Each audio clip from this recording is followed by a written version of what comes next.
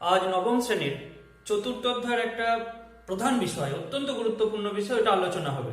তো আমরা আগে পড়েছি ফরাসি বিপ্লব, পড়া হয়েছে জুলাই বিপ্লব, ফেব্রুয়ারি বিপ্লব, এই ধরনের বিপ্লব যেগুলো আসলে রাজনৈতিক বিপ্লব, তার সূত্র ধরে অবশ্য অর্থনৈতিক সামাজিকও কিছু পরিবর্তন হয়েছিল। সেই বিপ্লবগুলো আমরা পড়েছি। আজকে একটা অন্য ধরনের বিপ্লব যা মূলত অর্থনীতিতে হয়েছিল, সেই অর্থনৈতিক বিপ্লবের কথা আলোচনা করা হবে, অর্থাৎ শিল্প বিপ্লব, ইন্ডাস্ট্রিয়াল রেভলিউশন। সুতরাং আজকের আলোচ্য বিষয় শিল্প বিপ্লব।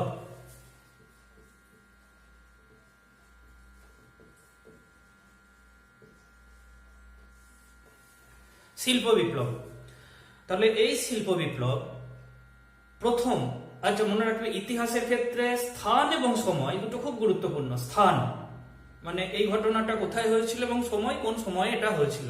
তাহলে শিল্প বিপ্লব যা অর্থনীতির ক্ষেত্রে একটা বিরাট পরিবর্তন, সেই বিরাট পরিবর্তন হয়েছিল প্রথমে ইংল্যান্ডে। ইউরোপের একটা গুরুত্বপূর্ণ দেশ ইংল্যান্ড বা ব্রিটেন, সেখানে প্রথম শিল্প বিপ্লব সংঘটিত হয়েছিল। সময়কাল অষ্টাদশ শতকের মধ্যভাগ।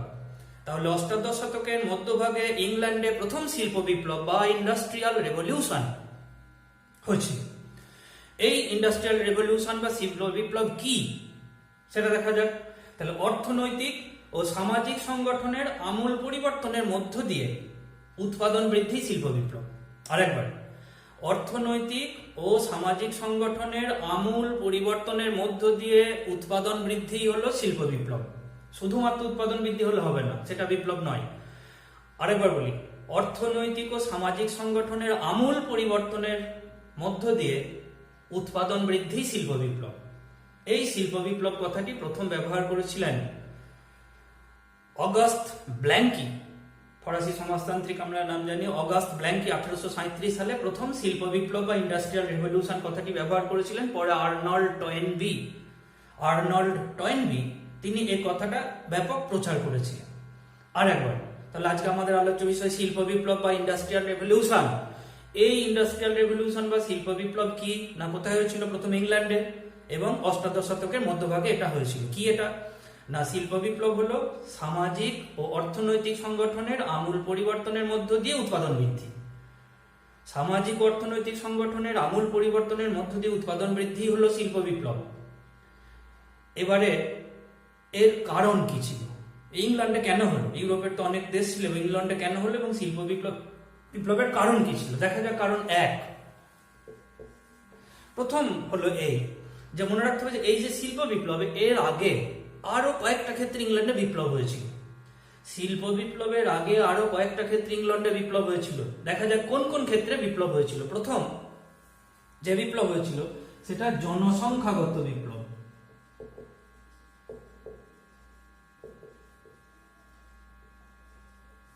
Demographic revolution. তাহলে জনসংখ্যাগত বিপ্লব কেমন হয়েছিল না, জনসংখ্যা ইংল্যান্ডে বেড়ে গিয়েছিল। অষ্টাদশ শতকের মধ্যভাগ বললাম, অর্থাৎ 1750 নাগাদ ইংল্যান্ডের জনসংখ্যা ছিল 5.5 মিলিয়ন 1750-এ। 1801-এ এটা বেড়ে হলো প্রায় 10 মিলিয়ন, তাহলে প্রায় ডবল হয়ে যাচ্ছে। তাহলে জনসংখ্যাগত বিপ্লব ছিল শিল্প বিপ্লবের আগে হয়েছিল এবং এটা একটা শিল্প বিপ্লবের কারণ। তাহলে 1750-এ জনসংখ্যা ছিল 5.5 মিলিয়ন ইংল্যান্ডে, 1801-এ হলো প্রায় 10 মিলিয়ন, দ্বিগুণ হয়ে গেল। সুতরাং জনসংখ্যা বাড়লো। জনসংখ্যা বাড়লে কি হলো না, জনসংখ্যা বৃদ্ধির ফলে চাহিদা বেড়ে গেল। চাহিদা বাড়ার ফলে উৎপাদন বৃদ্ধির একটা নতুন উন্মাদনা এলো। যে নতুন চাহিদা বাড়লো, সেই নতুন চাহিদা বৃদ্ধিকে যোগান দেওয়ার জন্য নতুন একটা উন্মাদনা দেখা দিল যে উৎপাদন বাড়াতে হবে। তাহলে চাহিদা বৃদ্ধি একটা গুরুত্বপূর্ণ কারণ। চাহিদা বৃদ্ধির মূলে ছিল জনসংখ্যা বৃদ্ধি। আরেকটা, এই যে জনসংখ্যা বাড়লো, এর ফলে কিন্তু শিল্পে সুলভ শ্রমিকের যোগান অব্যাহত ছিল। তাহলে শিল্পে সুলভ শ্রমিকের যোগান অব্যাহত ছিল জনসংখ্যাগত বিপ্লবের ফলে। কতটা বেড়েছিল আমরা দেখলাম যে 1750-এ 5.5 মিলিয়ন আর 1801-এ 10 মিলিয়ন হয়ে গেল। তাহলে এর ফলে চাহিদাটা বেড়ে গেল। চাহিদা বাড়লে উৎপাদন বৃদ্ধির একটা তাগিদ দেখা দিল, আর অন্যদিকে সুলভ শ্রমিকও পাওয়া গেল। সুতরাং এটা একটা গুরুত্বপূর্ণ বিষয় যে জনসংখ্যাগত বিপ্লব। 2, কৃষি বিপ্লব।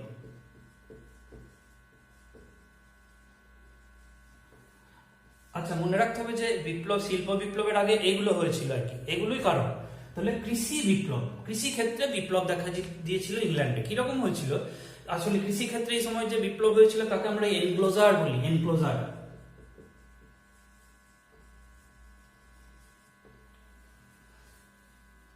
Enclosure movement, enclosure movement. তাহলে কি হয়েছিল? এনক্লোজার বা বেষ্টনী আন্দোলন। এরকম হয়েছিল যে ইংল্যান্ডের কৃষকরা তাদের জমিগুলো যে খণ্ডিত ছিল বিভিন্ন জায়গায়, সেগুলো একত্রীকরণ করে এক জায়গায় এনে সেগুলোকে গণ্ডিবন্ধন করেছিল, ঘিরে ফেলেছিল, এবং তাদের জোতগুলো, জমিগুলো সমস্ত এক জায়গায় করার চেষ্টা করা হয়েছিল। একে বলে এনক্লোজার। শুধু তাই নয়, এই একত্র করার ফলে যন্ত্রচালিত বিভিন্ন কৃষি যন্ত্রপাতির দ্বারা এখানে চাষ করার সুবিধা হলো। নতুন সার, নতুন বীজ ইত্যাদি প্রয়োগের ফলে উৎপাদন বাড়লো। আরেকবার বলে দিই, কৃষি উৎপাদন কেন বেড়েছিল? তার মূলে ছিল এনক্লোজার বা বেষ্টনী আন্দোলন। কৃষকদের জমিগুলো একত্রীকরণ করে একটা বিরাট বড় জমির আকারে তৈরি করা হলো এবং সেটাকে ঘিরে রেখে সেখানে বিরাট আকারে চাষ করা হলো। এবং এখানে বীজ, সার, নতুন ধরনের উন্নত প্রজাতির বীজ, ধান, সার ইত্যাদি প্রয়োগ করে, কৃষি যন্ত্রপাতি ইত্যাদি প্রয়োগ করে সেখানে উৎপাদন বাড়ানো হয়েছিল। তো উৎপাদন বাড়ায় কি হলো? কেন এটা শিল্প বিপ্লবের সঙ্গে কি যোগটা হলো? না, উৎপাদন বাড়লে, যদি কৃষি উৎপাদন বাড়ে, তাহলে বিভিন্ন কৃষি পণ্য শিল্পে কাজে লাগবে। তাহলে শিল্পে প্রয়োজনীয় কাঁচামাল এখান থেকে পাওয়া যাবে। তাহলে শিল্পে প্রয়োজনীয় কাঁচামাল এখান থেকে পাওয়া যাবে কৃষি উৎপাদন বাড়ার ফলে। কৃষি উৎপাদন বাড়ার ফলে ওই যে কৃষকরা, যাদের একটা বিরাট জমি এক জায়গায় চলে এলো, তাদের হাতে মূলধন জমে গেল। তাহলে শিল্পে প্রয়োজনীয় মূলধন কিছুটা কৃষি থেকেও পাওয়া যাবে। এবং এই যে কৃষি যন্ত্রপাতি, এর প্রয়োগের ফলে কৃষিক্ষেত্রে কৃষি শ্রমিকের সংখ্যাটা কম লাগলো এবং এই উদ্বৃত্ত শ্রমিক শিল্পে নিযুক্ত হওয়ার সুবিধা হলো। আরেকবার বলি, তাহলে কৃষি বিপ্লব বা এনক্লোজার মুভমেন্ট হয়েছিল ইংল্যান্ডে। এখানে সমস্ত ইংল্যান্ডের কৃষকরা যারা তাদের জমিগুলো এক জায়গায় নিয়ে এসে সেই জমিগুলোকে গণ্ডিবন্ধন করে সেখানে চাষ করতে শুরু করলো বৈজ্ঞানিক কৃষি যন্ত্রপাতি প্রয়োগ, সার প্রয়োগ, উন্নত বীজ ইত্যাদি প্রয়োগের দ্বারা। ফলে উৎপাদন বাড়লো। উৎপাদন বাড়ার ফলে কি হলো? না, উৎপাদন বাড়ার ফলে শিল্পের প্রয়োজনীয় কাঁচামাল পাওয়া গেল, কৃষকদের হাতে মূলধন কিছু এসে গেল, এবং এই যে এনক্লোজার হলো, এই এনক্লোজারের ফলে কৃষি যন্ত্রপাতি প্রয়োগের ফলে কৃষিক্ষেত্রে কৃষি শ্রমিকের পরিমাণটা কম লাগলো। ফলে এই উদ্বৃত্ত শ্রমিক শিল্পে নিযুক্ত হওয়ার সুবিধা হলো। তাহলে এটা হচ্ছে কৃষি বিপ্লব, যা শিল্প বিপ্লবের সহায়ক উপাদান হিসেবে কাজ করেছিল। 3, তৃতীয় কারণ ছিল মূলধন বিপ্লব।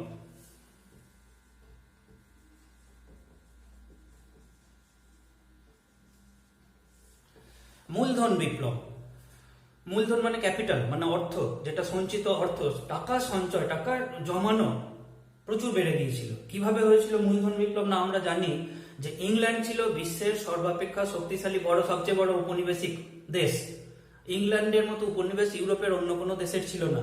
ভারতবর্ষ ইংল্যান্ডের উপনিবেশ ছিল। তাহলে এই উপনিবেশগুলো থেকে কি হতো? না, আমদানি রপ্তানি বাণিজ্যটা ইংল্যান্ড থেকে খুব ভালো হতো। তাহলে এই আমদানি রপ্তানি বাণিজ্য বৃদ্ধির ফলে, প্রচুর উপনিবেশ থাকার ফলে ইংল্যান্ডের মূলধন প্রচুর সঞ্চিত হয়েছিল। আমরা ইস্ট ইন্ডিয়া কোম্পানির নাম জানি, আরো ইংল্যান্ডের অনেক সাউথ সি কোম্পানি ছিল, হাডসন বে কোম্পানি ছিল, আর অনেক কোম্পানি ছিল যারা পৃথিবীর বিভিন্ন দেশে আমদানি রপ্তানি বাণিজ্য করে, উপনিবেশ স্থাপন করে তার ইংল্যান্ডের সঞ্চয় বাড়িয়েছিল। আর এই সঞ্চয়টাকে একত্র করে শিল্পে নিয়োগে সহায়তা করেছিল ব্যাংক অফ ইংল্যান্ড।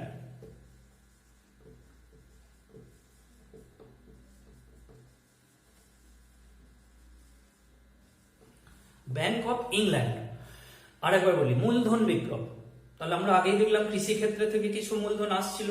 অন্যদিকে বৈদেশিক বাণিজ্যে ইংল্যান্ড এত উন্নত ছিল, তার এত উপনিবেশ ছিল যে সেই উপনিবেশ থেকে আমদানি রপ্তানি বাণিজ্যের দ্বারা ইংল্যান্ড প্রচুর মূলধন সঞ্চয় করতে পেরেছিল, ক্যাপিটাল সঞ্চয় করতে পেরেছিল।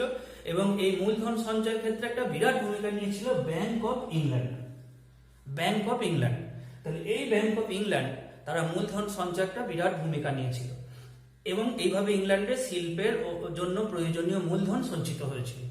তাহলে প্রথমটা বললাম জনসংখ্যাগত বিপ্লব, কিভাবে ইংল্যান্ডের জনসংখ্যা বেড়েছিল, তার ফলে শিল্পের কি সুবিধা হয়েছিল, চাহিদা বেড়ে গিয়েছিল।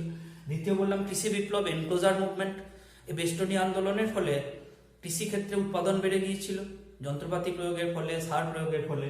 3 নম্বর বললাম মূলধন বিপ্লব। তাহলে সঞ্চিত মূলধন, ইংল্যান্ডের ব্যাংক অফ ইংল্যান্ড এই সঞ্চয় শিল্পে কাজে লাগানোর সুবিধা হয়েছিল। 4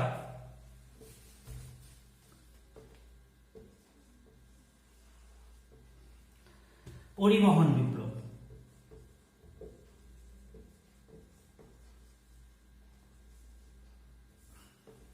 পরিবহন বিপ্লব, তাহলে শিল্পে উন্নতির জন্য, উৎপাদন বৃদ্ধির জন্য কিন্তু পরিবহন, সুষ্ঠু পরিবহন, যোগাযোগ ব্যবস্থা ইত্যাদি খুবই প্রয়োজনীয়।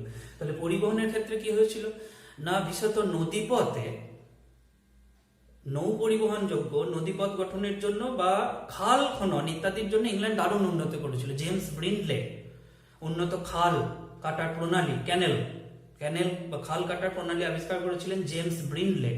এছাড়া সড়ক পথ, পিচ রাস্তা নির্মাণ কৌশল আবিষ্কৃত হয়েছিল ইংল্যান্ডে। ম্যাকাডামো টেলফোর্ড পিচ রাস্তা নির্মাণ কৌশল, জেমস ব্রিন্ডলে খাল খননের দ্বারা এই পরিবহনের দারুণ সুবিধা হয়েছিল ইংল্যান্ডে। শুধু তাই নয়, পরে আমরা দেখেছি যে জর্জ স্টিভেনসন রেল ইঞ্জিন, বাষ্পচালিত রেল ইঞ্জিন আবিষ্কার করেছিলেন।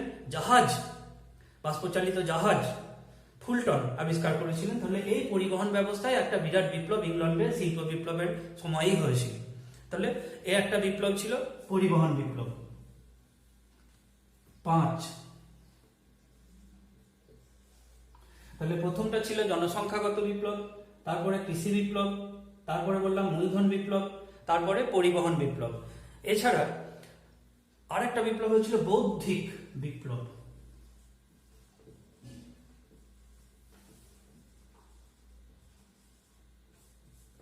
বৌদ্ধিক, ইন্টেলেকচুয়াল রেভলিউশন।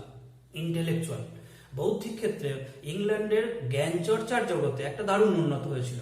নতুন বৈজ্ঞানিক দৃষ্টিভঙ্গি ইংল্যান্ডের জনগণের মধ্যে প্রসারিত হয়েছিল। দেখা গিয়েছিল এই সময় ইংল্যান্ডের আর কি শিক্ষা ব্যবস্থা পর্যালোচনা করলে দেখা যায় যে ইংল্যান্ডের স্কুল কলেজে আর্টস এটা পড়ার পরিবর্তে, কলাবিদ্যা পড়ার পরিবর্তে সায়েন্স পড়ার একটা ঝোঁক দারুণভাবে বেড়ে গিয়েছিল এই অষ্টাদশ শতকের সূচনা থেকে মধ্যভাগে, এই সময় আর কি।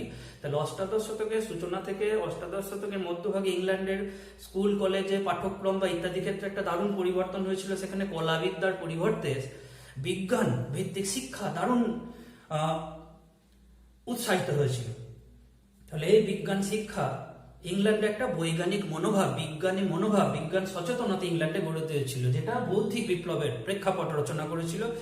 ফ্রান্সিস বেকনের নাম জানি আমরা, ইংরেজ ফ্রান্সিস বেকন যে আধুনিক বিজ্ঞানের সূচনা করেছিলেন, সেই সূত্র ধরেই ইংল্যান্ডে তারপরে জন ডাল্টন, হামফ্রে ডেভি বা এরা যে নতুন নতুন আবিষ্কারের করেছিলেন, সেগুলো ইংল্যান্ডে একটা বৌদ্ধিক বিপ্লবের সূচনা করেছিল। এরপরে তো প্রচুর বিপ্লব হয়ে গিয়েছিল, মানে প্রযুক্তিগত আর কি, প্রযুক্তি ক্ষেত্রে।